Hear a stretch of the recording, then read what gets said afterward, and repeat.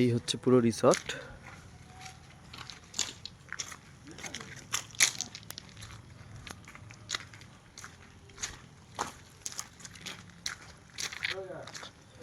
এটা হচ্ছে ওনাদের রিসেপশন। আর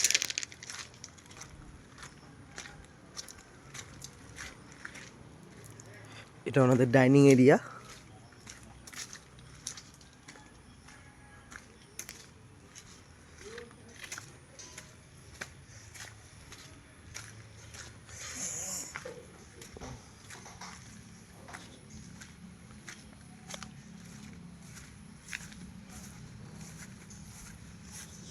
এখানে ছোট একটা পুকুর মতন রয়েছে।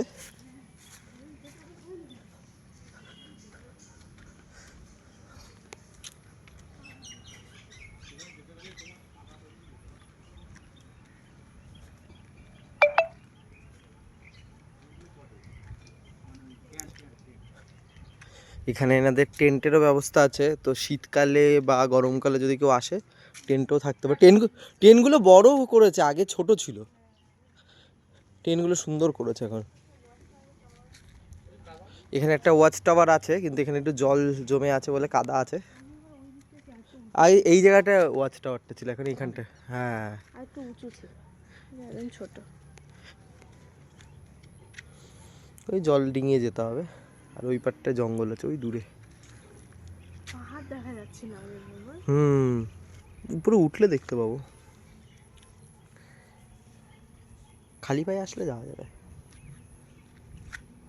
সুন্দর। এখানে সব মহারথীরা বসে আছেন। বাইরে বৃষ্টি হচ্ছে। এখানে গরম চা, একদম গরম গরম চা চলে এসছে। ওরা কেউ খাবে না, ওরা সকালে অলরেডি খেয়ে নিয়েছে। আমি এখন নিলাম, আড্ডা ফাড্ডা মারি, তারপর স্নান টান করে লাঞ্চ করবো, করে আমরা একটু বেরোবো। বেরিয়ে ফার্স্টে মূর্তি যাব, আবার লাটাগুড়ি যাব। লাটাগুড়ি ফরেস্ট দেখতে যাবো, তারপর আসবো।